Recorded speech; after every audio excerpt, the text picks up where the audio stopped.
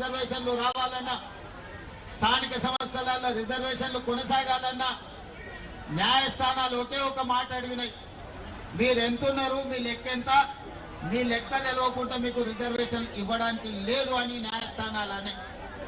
ఈ అంశాన్ని పాదయాత్ర సందర్భంగా మా సంఘాల సోదరులు రాహుల్ గాంధీ గారి దృష్టికి తీసుకెళ్ళారు. రాహుల్ గాంధీ గారు మా అందరితో చర్చించినప్పుడు దీనికి శాశ్వతమైన పరిష్కారం జనగణనతో పాటు కులగణన జరగాలి, ఈ దేశంలో ఎవరు ఎంతమంది ఉన్నారో లెక్క తేలాలి, దామాష ప్రకారం నిధులు నియామకాలు చేపట్టాలి అనే ఆలోచన కాంగ్రెస్ పార్టీ నిర్ణయం తీసుకున్నది. ఇది కాంగ్రెస్ పార్టీ విధానపరమైన నిర్ణయం. ఒక్కసారి కాంగ్రెస్ పార్టీ విధానపరమైన నిర్ణయం తీసుకున్నప్పుడు రాహుల్ గాంధీ గారు స్పష్టంగా పాదయాత్ర సందర్భంలో చెప్పిండు, మేము ఎక్కడ అధికారంలోకి వచ్చిన వెంబడే కులగణన చేసి తీరుతాము, కేంద్రంలో కూడా ఎర్రకోట మీద జెండా ఎగిరేసి ఈ దేశంలో జనగణనలో కులగణను చేర్చి ప్రతి కులం యొక్క లెక్క తేల్చి ఉద్యోగ ఉపాధి అవకాశాలే కాదు రాజకీయ రిజర్వేషన్లు కూడా పెంచుతాం దామాష ప్రకారం అని చెప్పి రాహుల్ గాంధీ గారు చెప్పడం జరిగింది. మరి మిత్రులారా, ఈ రోజు పార్టీ విధానపరమైన నిర్ణయం తీసుకొని రాహుల్ గాంధీ గారు ఈ దేశంలో ఉన్న 70 కోట్ల బలహీన వర్గాలకు మాట ఇస్తే ఆ మాట నిలబెట్టాల్సిన బాధ్యత ప్రతి ఒక్క కాంగ్రెస్ పార్టీ కార్యకర్తగా ఉన్నది. అందులో భాగంగానే నేను ఏ సామాజిక వర్గమైనా నా మీద ఏ ఒత్తిడి ఉన్నా రాహుల్ గాంధీ గారు ఇచ్చిన మాటను నిలబెట్టడానికి మొదటి సంవత్సరంలోనే, అసలు వాస్తవంగా చెప్పాలంటే డిసెంబర్ 7 నాడు మనము ప్రభుత్వాన్ని ఏర్పాటు చేస్తే ఫిబ్రవరి 4, 2024 నాడే శాసనసభలో మా మిత్రుడు పొన్నం ప్రభాకర్ గారి చేత తీర్మానాన్ని ప్రవేశపెట్టి 100 రోజులు తిరగక ముందే బలహీన వర్గాల లెక్క తేల్చడానికి చట్టసభలలో తీర్మానం చేసిన చరిత్ర మా ప్రభుత్వాన్ని, రాహుల్ గాంధీ గారి నాయకత్వం. అక్కడి నుంచి మొదలుపెట్టి ఆ ప్రక్రియను ఫిబ్రవరి 4, 2025 నాటికి పూర్తి చేసి చట్టసభలలో ప్రవేశపెట్టినాం. అందుకే ఫిబ్రవరి 4 తారీఖును ఈ రోజు సోషల్ జస్టిస్ డేగా ఎప్పటికీ శాశ్వతంగా జరుపుకోవాలని రాష్ట్ర ప్రభుత్వం నిర్ణయం తీసుకొని ఫిబ్రవరి 4ను సోషల్ జస్టిస్ డేగా ఈ రోజు మనం నిర్ణయించుకున్నాం. మిత్రులారా, ఇవాళ మీరు ఆలోచన చేయండి, ఆనాడు తెలంగాణ ఉద్యమం జరిగిందే ఉద్యోగాల కోసం, ఉపాధి కోసం. తెలంగాణ రాష్ట్రం ఏర్పడిన తర్వాత ప్రభుత్వంలో ఉన్న ఉద్యోగ ఖాళీలను భర్తీ చేయమని విద్యార్థులు, నిరుద్యోగ యువకులు గల్లీ నుంచి ఢిల్లీ వరకు కొట్లాడి, కానీ ఆనాడు అధికారంలో ఉన్న ముఖ్యమంత్రి అయిన కుమారుడు ఉద్యోగ నియామకాలు చేపట్టలేదు. ఎన్ని పోరాటాలు చేసినా, ఎంతమంది పిల్లలు కొట్లాడినా, ఎంతమంది పిల్లలు ప్రాణాలు ఇచ్చినా ఆనాడు అధికారంలో ఉన్న వాళ్లకు చెవికెక్కలేదు. అందుకే ఎన్నికల సందర్భంగా పాదయాత్ర చేసినప్పుడు నేను తెలంగాణ నిరుద్యోగ యువకులకు ఒక మాట చెప్పిన, ఇక మీరు ఉద్యోగాలు ఇవ్వండి అని అడగకండి, తండ్రి కొడుకుల ఉద్యోగం ఊడగొట్టండి, మీ ఉద్యోగాలు మీ ఇంటికి వస్తాయని ఆనాడు నేను చెప్పిన. ఆ మాట ప్రకారం తెలంగాణలో ఉన్న యువకులు తండ్రి కొడుకుల ఉద్యోగం ఊడగొడితే సంవత్సరం తిరిగే లోపల 59,000 ప్రభుత్వ ఉద్యోగ నియామకాలు చేపట్టి మా ప్రభుత్వం చిత్తశుద్ధిని నిరూపించుకున్నది. మరి ఇవాళ మిత్రులారా, బలహీన వర్గాల కోరిక అసంబద్ధమైన కోరిక కాదు, బలహీన వర్గాల కోరిక సంబద్ధమైన కోరిక. ఈ రోజు మీది ధర్మమైన కోరిక. ఒక ధర్మమైన కోరిక నెరవేర్చడానికి ప్రభుత్వాలు ముందుకు రావాలి, బాధ్యత తీసుకోవాలి. కానీ భారతీయ జనతా పార్టీ ఈనాడందుకు సిద్ధంగా లేదు. వాళ్ళకి విధానపరమైన ఆలోచననే బలహీన వర్గాలకు వ్యతిరేకం. ఇంతకుముందు మిత్రుడు శ్రీనివాస్ గౌడ్ చెప్పిన అంశాలన్నీ మళ్ళొకసారి చెప్పదలుచుకున్నా. ఆనాడు మొరార్జీ దేశాయ్ గారు ఈ దేశంలో ఉన్న బలహీన వర్గాల లెక్క తేల్చాలి, ఈ జనాభాలో జాతుల యొక్క లెక్క తేలాలి అని మండల్ కమిషన్ ను నియమించి మండల్ కమిషన్ ద్వారా నివేదిక అడిగాడు. ఆ మండల్ కమిషన్ ఈ దేశంలో 52% బలహీన వర్గాలు ఉన్నారు, 27% రిజర్వేషన్ ఇవ్వాలి అని వారి ప్రతిపాదన ఇచ్చారు. కానీ కొంతకాలం వాయిదా పడ్డది. విపి సింగ్ గారు వచ్చిన తర్వాత ఈ మండల్ కమిషన్ దుమ్ము దులిపి దీన్ని అమలు చేసి మొదలు పెడితే ఆనాడు భారతీయ జనతా పార్టీ కుట్ర చేసి మండల్ కమిషన్ కు వ్యతిరేకంగా కమండల్ యాత్రను చేపట్టి ఈ దేశంలోనే మండల్ కు వ్యతిరేకంగా కమండల్ విధానాన్ని తీసుకొచ్చింది భారతీయ జనతా పార్టీ. ఆ భారతీయ జనతా పార్టీ ప్రతినిధే ఈ రోజు నరేంద్ర మోడీ గారు ప్రధానమంత్రి ఈ దేశంలో ఉన్నాడు. నేను ఈ రోజు ఒక మాట చెప్పదలుచుకున్నా. శ్రీమతి ఇందిరాగాంధీ గారు దళితులు కాదు, ఆదివాసీ కాదు.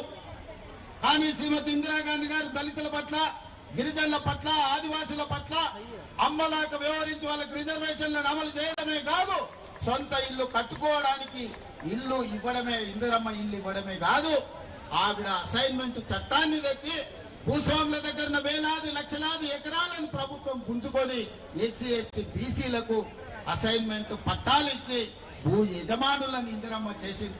అందుకే ఇవాళ ఏ ఎస్సీ, ఏ ఎస్టీ, ఏ తండా, ఏ గూడానికి వెళ్ళు వాళ్ళ ఇండ్ల ఇందిరమ్మ ఫోటో ఉంటుంది. మా అమ్మ ఇందిరమ్మ అని అంటారు. చిత్తశుద్ధి ఉండాలి, చేయాలన్న సంకల్పం ఉండాలి. అందుకే ఇందిరమ్మ ఈ రోజు దళితులకు, గిరిజనులకు, ఆదివాసీలకు అమ్మగా మారి ఇవాళ మిత్రులందరూ చెప్తున్నారు భారతీయ జనతా పార్టీ ఈ విధానానికి బీసీలను బలపరచాలన్న ఆలోచనకు వ్యతిరేకము. అందుకే ఈరోజు ఎన్ని రకాల ప్రయత్నాలు చేసినా ఈ రోజు బీసీల లెక్కలు చేయాల్సి వస్తుందని 2021 జనాభా లెక్కల్ని వాయిదా వేసి ఇవాళ 2025 సంవత్సరం వచ్చినా జనాభా లెక్కలు చేయడం లేదు.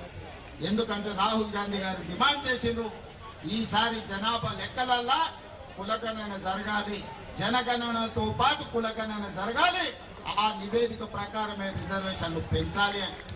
అందుకే ఈరోజు బీజేపీ కుట్ర చేసి జనగణన వాయిదా పెట్టుకుంటూ వస్తుంది. ఇది మనందరికీ తీర నష్టం. ఇది ఒక బలహీన వర్గాల సమస్య కాదు, ఇది బహుజనుల సమస్య.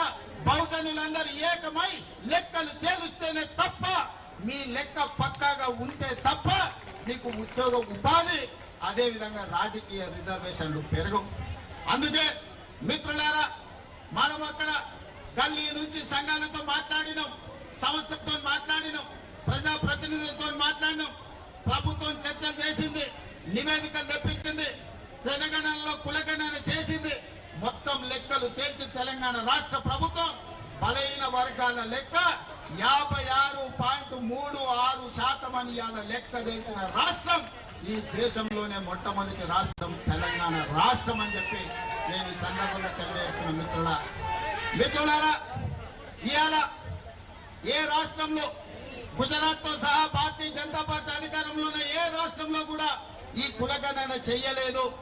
ఈ దేశంలో మొట్టమొదటిసారి రాహుల్ గాంధీ గారు ఇచ్చిన మాటను నిలబెట్టుకొని తెలంగాణ రాష్ట్ర ప్రభుత్వం ఒక దిక్సూచిగా ఈ దేశ రాజకీయాలకే ఒక వెలుగుగా ఇవాళ తెలంగాణ రాష్ట్ర ప్రభుత్వం ముందుకొచ్చింది. ఇవాళ లెక్కలు తెచ్చడమే కాదు, మిత్రుడు జాజుల శ్రీనివాస్ అన్నట్టు, మా మిత్రుడు మహేష్ గౌడ్ గారు చెప్పినట్టు స్థానిక సంస్థల రిజర్వేషన్లే కాదు, ఉద్యోగ విద్యా అవకాశాలలో కూడా 42% రిజర్వేషన్లు ఇవ్వాలి. అప్పుడే నిజమైన న్యాయం మీకు జరుగుతుంది. మీ వర్గాల నుంచి డాక్టర్లు, లాయర్లు, ఇంజనీర్లు, ఐఏఎస్లు, ఐపీఎస్లు, ఐఎఫ్ఎస్లు వచ్చి ప్రభుత్వం యొక్క పరిపాలనలో మీరు భాగస్వాములు కావాలి. తెలంగాణ రాష్ట్ర అభివృద్ధిలో మీరు ముందు బాగా నిలబడాలి అని ఇవాళ ఉద్యోగ విద్యలో కూడా రిజర్వేషన్లు పెంచాలి అని ప్రభుత్వం నిర్ణయం తీసుకున్నది. ఇవాళ రిజర్వేషన్లు పెంచడం కేంద్ర ప్రభుత్వ పరిధిలో. అందుకే శాసనసభలో తీర్మానాన్ని ప్రవేశపెట్టి అన్ని రాజకీయ పార్టీలను సమన్వయం చేసుకొని ఏకగ్రీవ తీర్మానంతో ఈ రోజు కేంద్ర ప్రభుత్వానికి పంపించాం.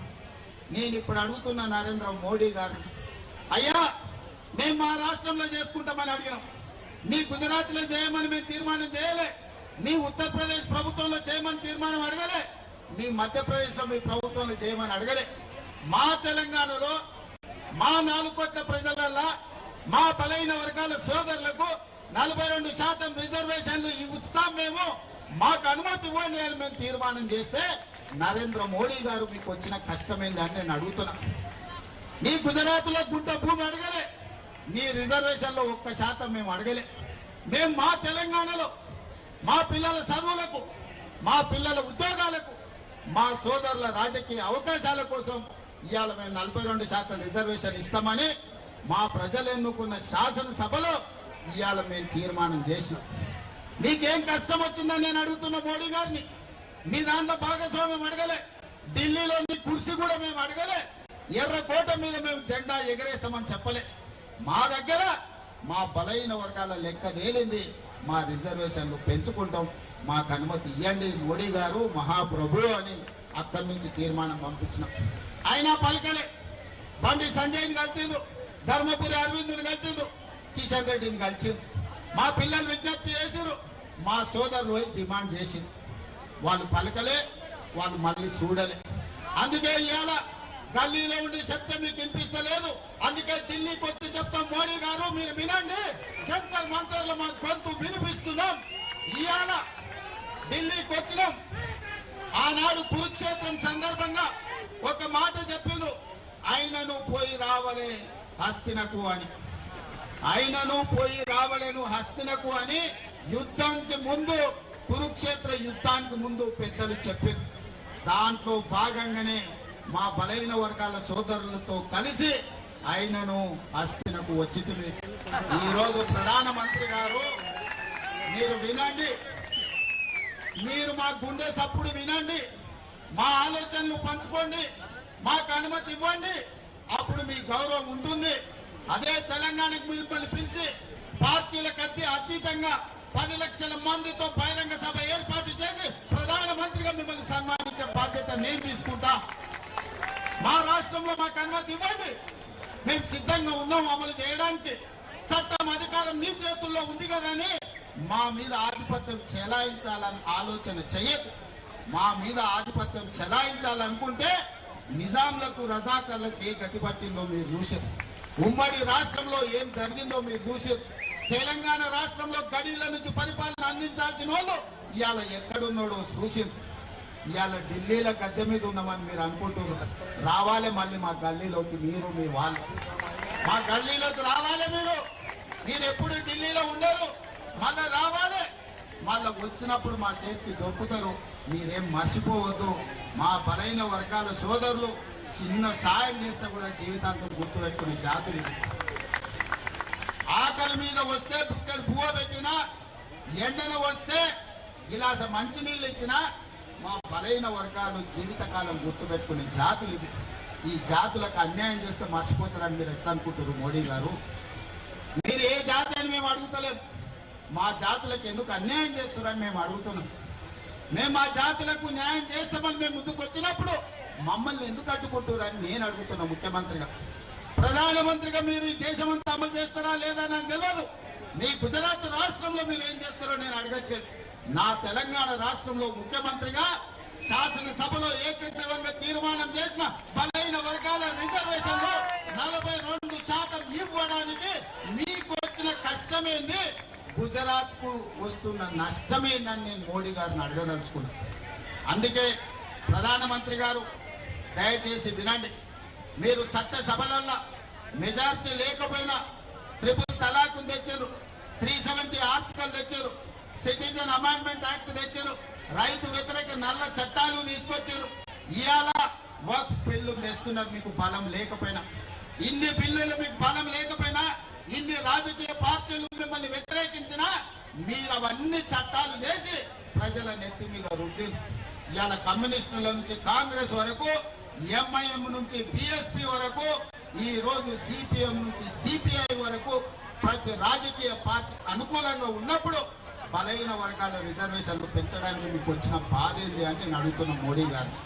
ఇవాళ అన్ని రాజకీయ పార్టీలు మీకు అండగా నిలబడడానికి, మీకు ఆ సంగతి అర్థం కావడానికి చట్టసభలలో మీరు అనుమతి ఇవ్వకపోతే జంతర్ మంతర్ చౌరస్తాలో 15-16 పార్టీలు ఈ రోజు ఈ వేదిక మీద నుంచి మేము అనుకూలమని చెప్పింది. అందుకే మా జాతుల శ్రీనివాస్ అన్ని రాజకీయ పార్టీలను ఇక్కడికి రప్పించి ఈ వేదిక మీద నుంచి ప్రధానమంత్రి గారికి విజ్ఞప్తి చేయించారు. మా బలైన వర్గాల సోదరులు వివిధ రాష్ట్రాల ఎంపీలను 60-70 మందిని వేదిక మీదకి రప్పించారు. ఇవాళ వివిధ రాజకీయ పార్టీలు ఇవాళ మేము అనుకూలం ఉన్నాయని చెప్పిన పాలక పక్షం నువ్వు అనుకూలం ఉంటే ప్రతిపక్షంగా 100 ఎంపీలు మేమున్నాం. మాతో ఉన్న డిఎంకే కావచ్చు, ఎన్సీపీ కావచ్చు, ఈ రోజు అదేవిధంగా లాలూ ప్రసాద్ కావచ్చు, ములాయం సింగ్ గారి పార్టీ కావచ్చు, ఇన్ని రాజకీయ పార్టీలు ఇక్కడికి వచ్చిన తర్వాత మరి అందరూ శాఖాహారులు అయితే రొయ్యల పుట్ట మాయమైపోయిందని ఇంతకు అన్నారు. మీరు బీసీల మేలు కోసమే ఉన్నామంటారు, బీసీల కోసం ప్రాణాలు ఇస్తామంటాడు మా బండి సంజయ్ సోదరు. మా ప్రాణాలు వద్దాయా? 42% రిజర్వేషన్ అడిగింది. మాకు మీ ప్రాణాలు వద్దు, మీ ప్రాణాలు మేమేం చేసుకుంటాము? 100 ఏళ్ళు నువ్వు మీ మోడీ సుభిక్షంగా ఉండండి, మాకు అభ్యంతరం లేదు. మాకు కావాల్సిందల్లా 42% రిజర్వేషన్ మా బలైన వర్గాలు. అది కూడా మా రాష్ట్రంలోనే మేము చేసుకుంటాం అంటున్నాం. మేము గుజరాత్ లో చేస్తామంటలేం, మేము ఉత్తరప్రదేశ్ లో చేస్తామంటలేం. ఇవాళ అందుకే మోడీ గారికి విజ్ఞప్తి చేస్తున్నా, నువ్వు తెలంగాణలో మాకు అనుమతి ఇవ్వకపోతే ఇది దేశం అంతా కారు చిచ్చులా వ్యాపిస్తుంది. మీరు అనుకుంటున్నారేమో గుజరాత్ లో అంచు వేస్తామని, ఇది నిప్పు రగులుతుంది, దేశం మొత్తం వ్యాపిస్తుంది, దేశ నలుమూలల జాగృతం చేస్తాం. మా పెద్దలు హనుమంతన్న చెప్పినట్టు దేశంలో అన్ని రాజకీయ పార్టీలను, అన్ని సంఘాలను కూడగడతాం. మీరు ఎట్లా ఢిల్లీలో గద్దె మీద ఉంటారో మేము కూడా చూస్తాం. ఆయనలో ఉద్యోగాలు ఇవ్వని కుటుంబాన్ని తండ్రి కొడుకుల ఉద్యోగం ఊడగొట్టి ఇవాళ వేలాది ఉద్యోగాలు తెలంగాణలో ఇచ్చినాం. బలైన వర్గాల రిజర్వేషన్లు మీరు ఇవ్వకపోతే మీరు మా డిమాండ్ కు దిగన్న రావాలి, లేకపోతే మీరు దిగన్న పోవాలి. మోడీ గారు మీకు తప్పదని నేను చెప్పదలుచుకున్నా. ఎక్కువ కాలం బీసీ ముసుగులో మీరు ప్రభుత్వాన్ని ఏలలేరు, మీరు గద్దె మీద కూర్చోలేరు. అందుకే మిత్రులారా, ఈ రోజు మీ ధర్మమైన కోరిక నేను ఒక ఉదాహరణ చెప్పదలుచుకున్నా. 2015లో ఇక్కడనే మాదిగ ఉపకులాల వర్గీకరణ కోసం మందకృష్ణ మాదిగ ధర్నా చేసి జంతర్ మంతర్లే అలసిపోయి చెట్టు కింద కూర్చున్నాడు. నేను కూడా సంఘీభావం తెలుపుదామని వచ్చిన. అన్నా ఇన్ని చేసినా ఎవరు ఇంటలేరు, ఏం చేద్దామని నన్ను అడిగాడు. మరి ఏం చేద్దామని నువ్వు అనుకుంటున్నావు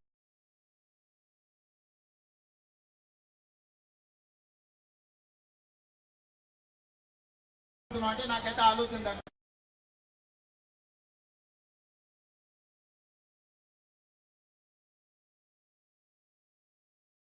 ఎట్లా అన్నాను, నీ ధర్మమైన కోరిక ధర్మయుద్ధం ప్రకటించని చెప్పి పరేడ్ గ్రౌండ్ లో మాదిగ ఉపకులాల ధర్మయుద్ధం ప్రకటించి విజయం సాధించిండు, లక్ష్యానికి చేరుకున్నాడు. ఇవాళ మా మిత్రులకు అందరికీ నేను ఒకటే మాట చెప్పదలుచుకున్నా. ఇవాళ చెబితే విన్నరా? సరే విననప్పుడు మన బలమేందో చూపించాలి. మన ధర్మమైన కోరిక కోసం మా బలైన వర్గాలు ధర్మ యుద్ధం ప్రకటించండి. మీకు అండగా నిలబడతా, మీకు తోడుగా ఉంటా. ఇక ఢిల్లీ కొట్టుడు కాదు, మీరే మా పెళ్లికి రావాలి.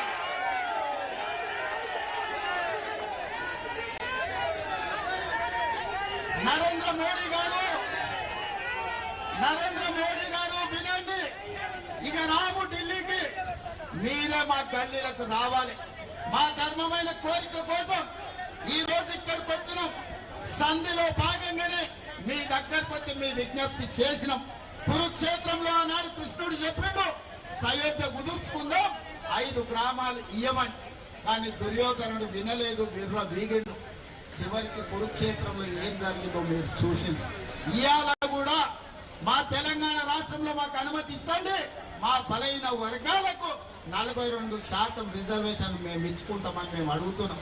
సయోధ్యలో భాగంగానే నరేంద్ర మోడీ గారికి ఈనాడు అస్థినకు వచ్చి మేము విజ్ఞప్తి చేస్తున్నాం. ఇక మళ్ళీ విజ్ఞప్తులు తీసుకొని మళ్ళీ అస్థినకు రాం. మీరు ఎట్లా గల్లీలకు వస్తారో చూస్తాం. తొందరలోనే మా బలైన వర్గాల సోదరులకు, మా బహుజన సోదరులకు నేను విజ్ఞప్తి చేస్తున్నా. అదే పరేడ్ గ్రౌండ్ లో ధర్మ యుద్ధం ప్రకటించండి. 10 లక్షల మందితో మన బలమేందో చూపిద్దాం.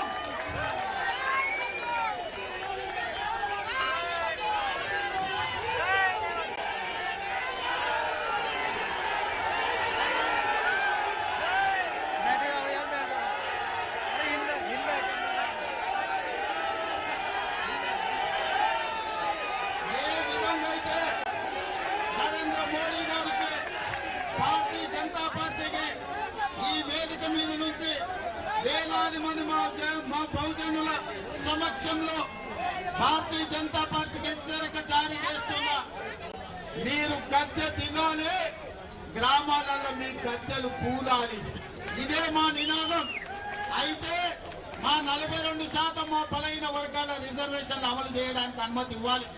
ఒకవేళ మా బలైన వర్గాల 42% రిజర్వేషన్లకు మీరు చట్టాలను మార్చి మాకు సాయం చేయకపోతే మీరు గద్దె దిగాల్సిందే, మీ గద్దెలు కూలాల్సిందే. గ్రామాల మా బలైన వర్గాల సోదరులారా, ఇప్పుడు రాకపోతే ఎప్పుడు రాదు, ఇప్పుడు రాకపోతే ఎప్పటికీ రాదు. ఇంత ఊపు మళ్ళీ తేవు. ఈనాడు నేను విజ్ఞప్తి చేస్తున్నా, మీకు అండగా నిలబడే మీ సోదరుడు తెలంగాణ రాష్ట్రానికి ముఖ్యమంత్రిగా ఉన్నాడు. ఎవరు ఏమనుకున్నా మీకు అండగా నిలబడే ధర్మం నా మీద ఉన్నది. రాహుల్ గాంధీ గారి మద్దతు మీకున్నది. రాహుల్ గాంధీ గారి నాయకత్వంలో మీకోసం కొట్లాడి ఢిల్లీ నుంచి ఢిల్లీ వరకు ఏకం చేసి అన్ని రాష్ట్రాల బలాన్ని కూడగట్టి బలైన వర్గాల రిజర్వేషన్లు తీర్చే బాధ్యత కాంగ్రెస్ పార్టీ రాహుల్ గాంధీ గారు తీసుకుంటారు. ఇవాళ మీరందరూ ఏకమై రేపు జరగబోయే ధర్మ యుద్ధంలో మన బలమేందో పరేడ్ గ్రౌండ్ లో ప్రదర్శించండి. ఎట్లా మోడీ దిగిరాడో ఎట్లా మన రిజర్వేషన్లు మన ఇంటికి రావు. ఒకవేళ అది రాకపోతే ఎర్ర కోట మీదనే మనమే జెండా ఎగరేసుకుందాం సోదరులారా. ఇవాళ బలహీన వర్గాల గొంతు బలహీనం అనుకోకు. మేము గౌరవంగా ఉన్నాం, మీ గౌరవం ఇచ్చినాం. అందుకే ఇవాళ జంతర్ మంతర్కు వచ్చినాం. మమ్మల్ని తక్కువ అంచనా వేస్తే ఎర్రకోట మీద జెండా ఎట్లా ఎగరేసుకోవాలో మా సోదరులందరికీ తెలుసు.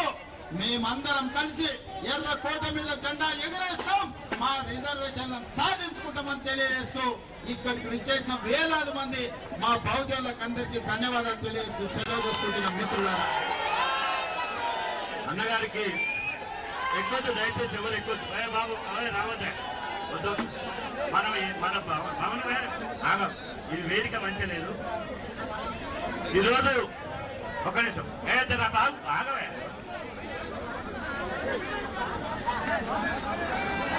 మన అన్న ఉప ముఖ్యమంత్రి వర్యులు బట్టి విక్రమార్క గారు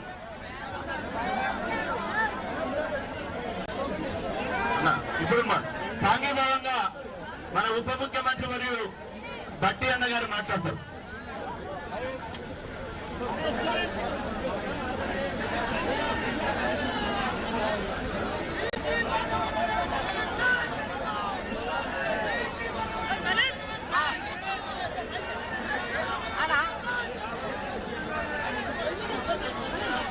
आज गए तो नहीं होता बात कर फोटो उतर